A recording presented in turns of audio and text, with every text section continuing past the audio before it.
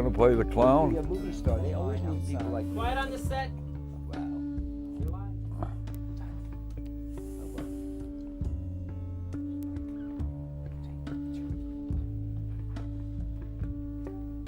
Oh, you want me to start talking? Okay, I'll be glad to start talking. Listen, I want to apologize in front if we misspelled people's names.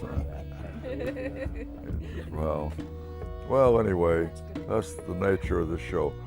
You know, I'm convinced that there is a divine force, a divine intelligence. They call it the dark matter. And I'm convinced it's got a sense of humor. It's the most amazing thing. Whenever I put something down and I go to look for it, it's not where I put it down.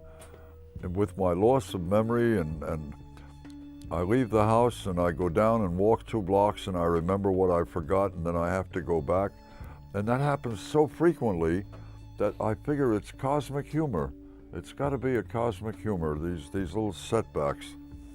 Anyway, our program is what the whole world has been waiting for. The world has been waiting for something new, something different, a new approach. Isn't that what all these elections were about? Everybody wants a new approach. Can we come up with a way to unify the people of the world, the good people of the world, the people of the world who are into harm reduction and who want to live in peace? So anyway, how do we differ from other people? Well, we have a plan. How is the plan different? Well, we invite criticism. We invite questions. For example, are there any flaws in our plan? If our plan is doable, and if it's a proactive plan, then we'll make it happen. Now, one of the things we do on this show, and have done, is we usually dedicate the program to 2 world-class intellectuals. So I'll just give you a brief rundown of the show and then we'll push right on. Our guest of honor tonight is Dennis Perrone, who was a folk hero and a good old friend of mine for many years. So I'll start out by talking with him after we hear from the musical people. The Bargain Basement Man is here, and Claude Shuckers is here, and Brian Perrone is sitting in, that's Dennis's kid brother. And then Jennifer Glee is going to be sitting in with them, and then Jennifer's going to do a reading, and then 2 of my old friends, Hope Mitchell and Serona Collins, will be participating in the what we call the forum or the dialogue. So let's start out by dedicating this program to Mark Hurd. Let's see if we can get a picture of Mark up here. Yeah, there's Mark up there. He's on the cover of the Business Week magazine, and Mark is the CEO of Hewlett Packard, and Mark is heading a company now which has gone past the 90 billion mark, and I think that would be a perfect company for us to partner with in terms of the research revolution. The research revolution would be a way to bring technology and solutions to the whole world, a world-class solution system, a machine that works as efficiently as an ATM. I'm inspired by the ATM, the technology of it. Wasn't that a fantastic invention, the ATM? I love that machine. Huh? I love that machine. I love that machine too. I don't have any one of the cards, that's all. So anyway, Mark, let me tell you this much in case we ever get to meet, and I really prepared my program for Carly Fiorina, and for years I've been wanting to deal with it. The guy in your outfit that I really appreciate is Shane Robinson, who has got a program for working with Russia and Hewlett Packard, and we've got a plan that I think will enable us to create a global marketing organization and take advantage of a method to do it that would create a $300 billion a year industry, enough to get rid of the trade deficit. So that's the first thing we want to address to you, Mark, is that we're going to try to create a 16-minute presentation and show you what we can do and how we can work together. And the other person that I'm dedicating this program to is William Coleman. And William Coleman is a man who is on the forefront of making technology available to everybody in the world, especially poor people, especially people like us who are starting a studio, and we're starting it from a shoestring with the digital videography. So William, we want to create a short presentation for you and get a chance to tell you how we can work together, and that we have this proactive plan to prevent the unthinkable before it's too late, to save modern civilization. And of course, naturally, you're going to check it out and see whether it's got any flaws, but if it doesn't, then we've got something that could make a difference in the world, and that's what we stand for, making a difference and having a new way to solve old problems. So now what we'll do is move on over to the Bargain Basement Band. Claude Shuckers is here, and Brian Perrone, Dennis's brother, is here on the keys, and they're going to be playing for the first time together. They're going to just give us a couple of numbers, and when they finish, we'll go to Dennis Perrone and I will have a conversation, and then we'll move on with the show. So okay, over to Bargain Basement and the musicians.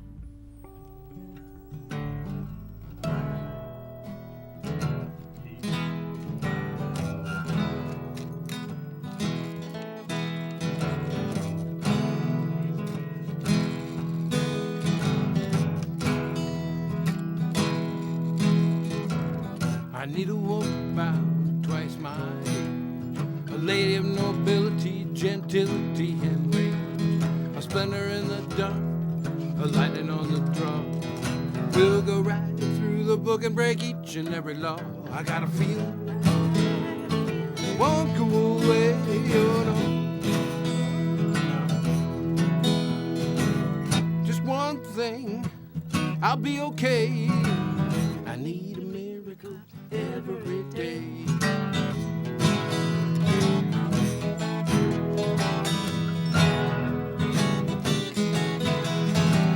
I need a woman about twice my height. She's statuesque and raven, a goddess of the night, with secret incantations and a candle burning blue. We'll consult the spirits, maybe they'll know what to do. I got a feeling, believe what I say, oh yeah. Can't run around and I can't run away. I need a miracle every day.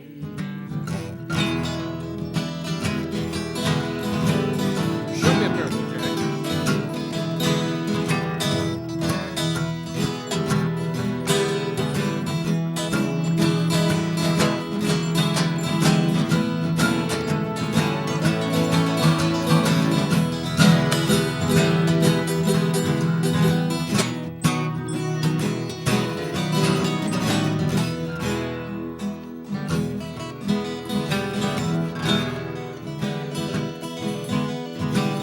I need a woman about twice my weight. She's a ton of fun who packs a gun with all that other freight. I meet her in a sideshow and I leave her in L.A. Ride her like a surfer riding on a tidal wave, and it's real. Believe what I say, oh yeah. Just one thing, I'll be okay. I need a miracle every day. It takes dynamite to get me up. Too much of everything is just enough. Just one thing I gotta say, I need a miracle every day. I need a miracle every day. I need a miracle every day. I need a miracle every day. I need a miracle every day. All right. In honor of Dennis, we'd like to sing the following song called Higher Ground. And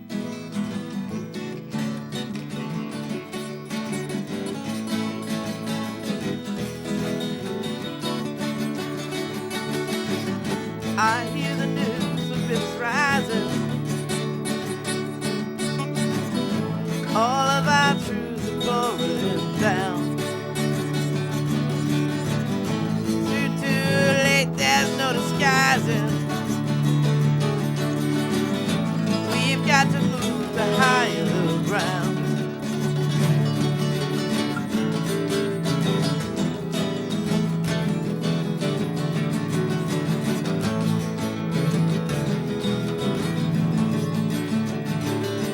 This cannabis was meant to grow in forests, not hidden in the basement factory. It's 5 and 7 starlit cluster, yearning and burning to be free. And you might say that we're all dreamers. You know we're not the only ones. No, no. Hope someday you'll join us and the world will live as one.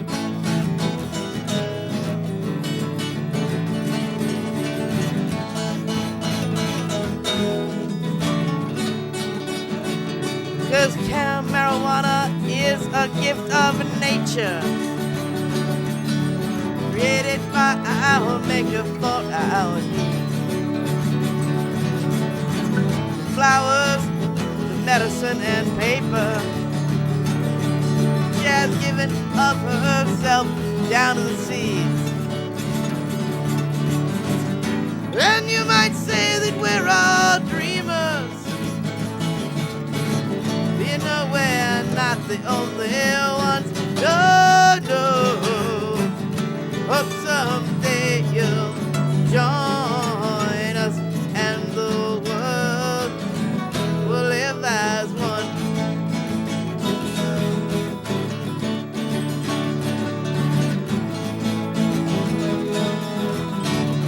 Oh yeah, yeah, yeah, yeah, yeah. I hear the news, the rivers are rising. All of our truths are pouring down. It's too damn late, there's no disguising. We've got to move to higher ground. And you might say that we're all dreamers. You know we're not the only ones. No, no. Hope someday you'll join us and the world will live as one. We'll live as one. We'll live as one. I heard the news, the river's rising. We'll live as one. All of our truths are pouring down. We'll live as one. There's no disguising. We'll live as one. Gotta move to higher ground.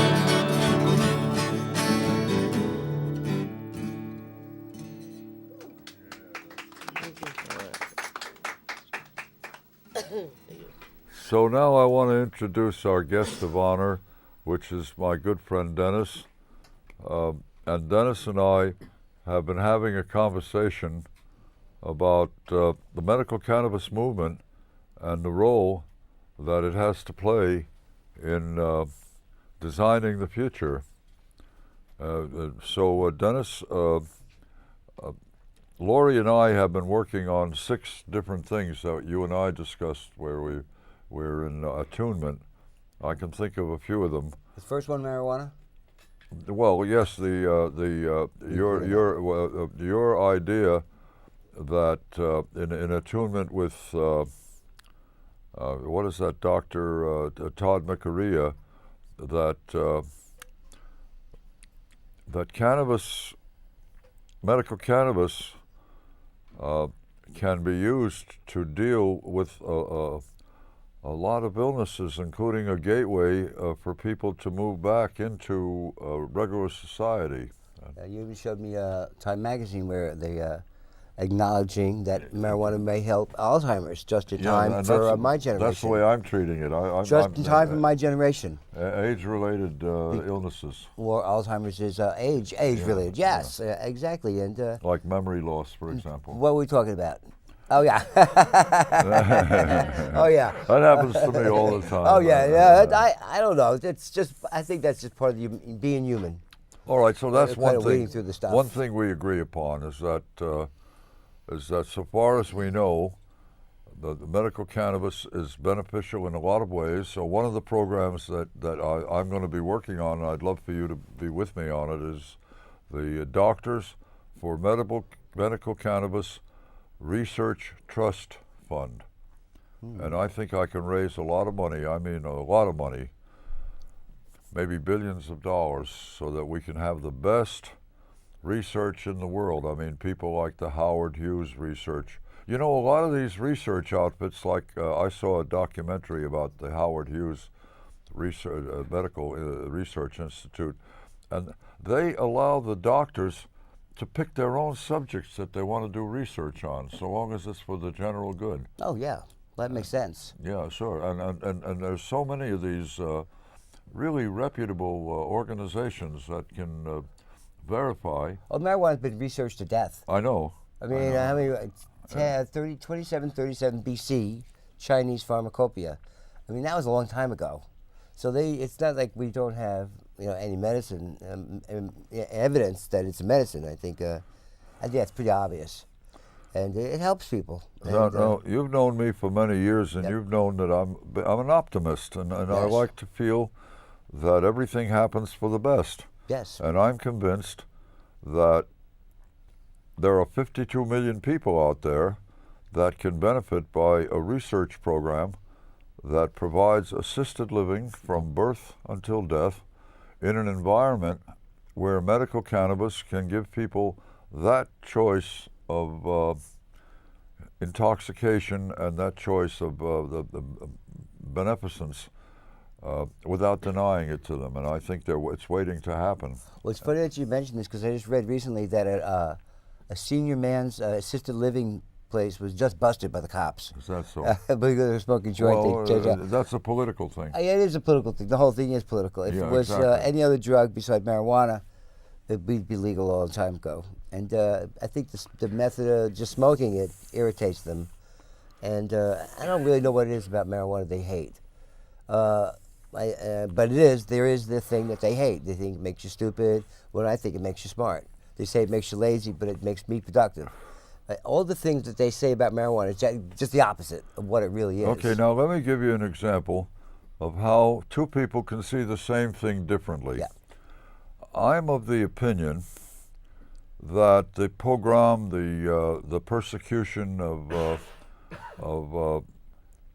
medical cannabis users is something that is simply waiting for the right time to emerge. There were all these other things that had to be taken care of. There's all these other different situations. So I think we now have an opportunity to, and this is something that I think you and I agree on, Dennis, that we can present the whole thing theatrically, including the story of how you have played this significant role in introducing 215 to now in 11 states and moving fast. I heard you at Reveries party, and you were so funny, Dennis. You said, marijuana, no. Medical cannabis, yes. Well, yeah, it's true. Marijuana is bad, but medical marijuana is good. Yeah. And everyone knows that now, in California anyway. Well, if you just cut the cops say, I'm using this recreationally, you're going to have to go to jail.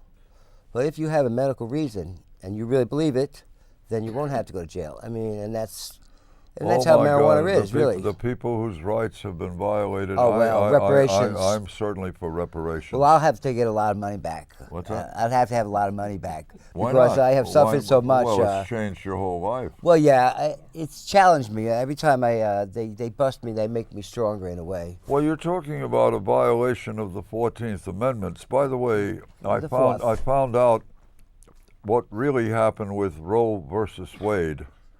You want to hear the story? I got it from the History Channel. Oh, no, I got it from the teaching company. What really happened is that the Supreme Court of the United States has a way of voting based on precedent. The precedent before Roe versus Wade was a couple that sued for the right to use contraceptives, because contraceptives were illegal. Yep. And so the Supreme Court voted that that violated their 14th Amendment rights to be left alone. And it was on the basis of that prior decision that they said that's a privacy decision that does not belong to the government. And on the basis of that, Roe versus Wade was passed, because if the other one violated the rights, then this one also violated the rights of a patient and doctor relationship, and the government has no business dealing with it. But it had nothing to do with all the complications. It was only because the precedent was that the 14th Amendment protects the right of individuals to be left alone, and certainly to use products that are not harmful in any way, where nobody's ever died from it and nobody's ever been hospitalized for its use. It makes you healthier. But one of the ideas that you had that really turned me on, Dennis, is well, there was two of them that I think we can have a lot of fun with. First of all, you and I agreed that one of the best ways to play with this idea is to run it out theatrically, so that people can then say, hey, this is a good thing, I want to be part of it. And so if we run it out theatrical, then that's just a small creative group, right? And we visualize it, and we're visionaries, and we run ahead, and we paint this beautiful picture of heaven on earth. Now, the other idea that Dennis came up with is the problem of recidivism, the problem of people who cannot make it in society and who are now dealing with stress, depression, self-contempt, whatever it is. They fell through the cracks, they can't compete, they haven't got enough money, they're not college educated, they dropped out of school, whatever it was. The idea that Dennis came up with is that if people who could benefit by being patients of the medical cannabis movement, that those people in the right society, which we could visualize theatrically, we could actually running with people like George Lucas and other people, where we have the best possible framework for presenting our idea, that not only can these people operate their own institutions and take them off of the backs of the taxpayers, but they could cut that recidivism rate down. That recidivism Pots of prisoners you're talking about. Yeah. Pots of prisoners. Yeah. Well, they're having a lot of stress in prison. You know, being in prison is a very stressful situation. There's always someone trying to shiv you. You can't bend over in the shower. There's just a lot of pressure on a person. And you know, what I wrote to the governor is, what does marijuana do to you? Well, it makes you reflect.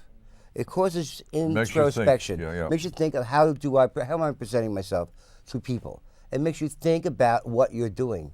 There's a lot of people in prison. The only reason they're in there for someone snitched them out, or they got caught, or they never had time to reflect, honest reflection about who they are and what they're there for.